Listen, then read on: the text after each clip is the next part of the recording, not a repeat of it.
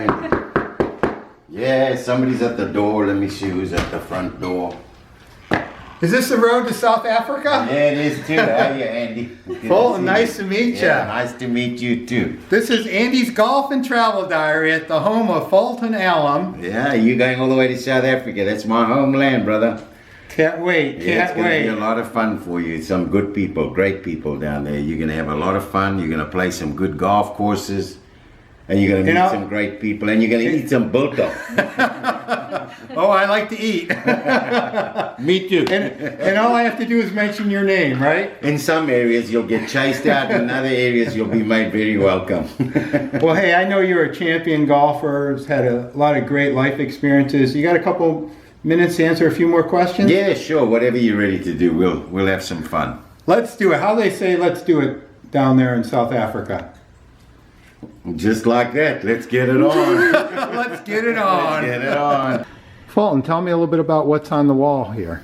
Well, I've got a few things over here.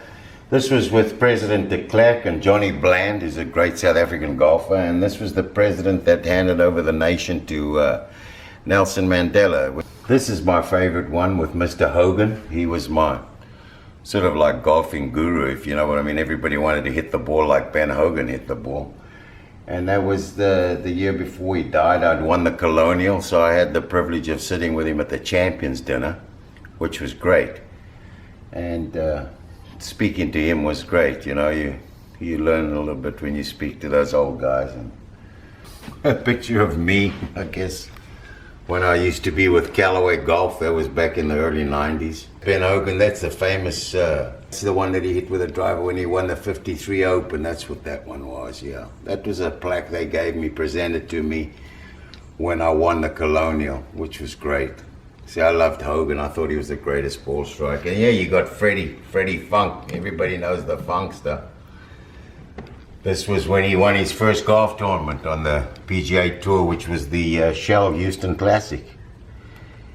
And I was playing with him. He beat me by 2 shots. I was defending the tournament that year. And Freddie beat me. It was fun, and he wrote me a nice note there.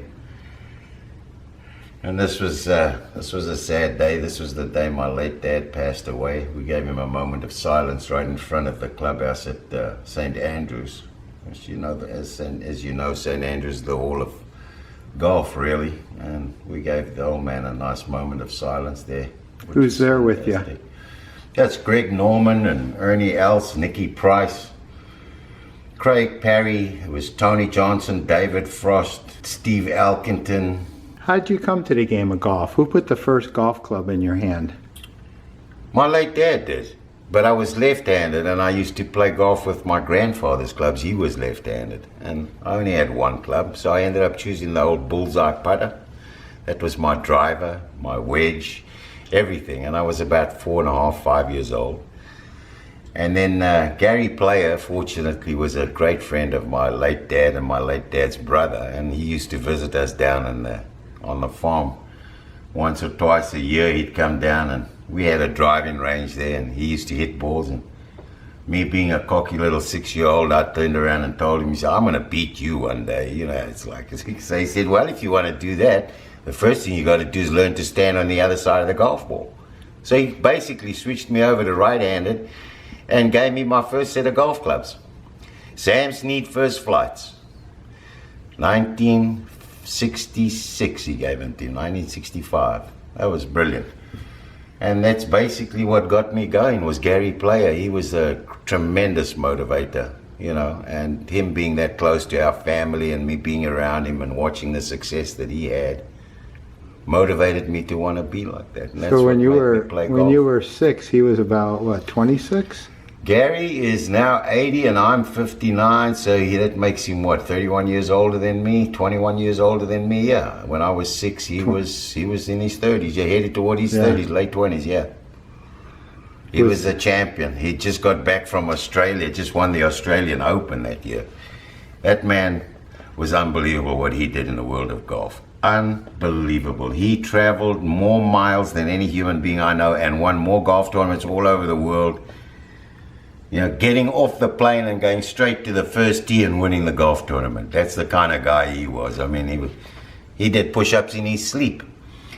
So he was a great motivator. I'm grateful to Uncle Gary. I will still call him Uncle Gary to this day. You mentioned a bullseye putter. That's a ping putter there. Tell me a little bit about that. Yeah, the Ping gives us a replica putter. If you win a golf tournament and you use their putter, they make it one that's the model of the putter you use. They dip it in gold and then they send it to you. I got 14 of these, which I'm pretty proud of.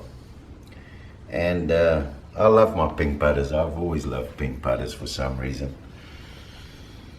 Guess it's just what you get used to as you go through time.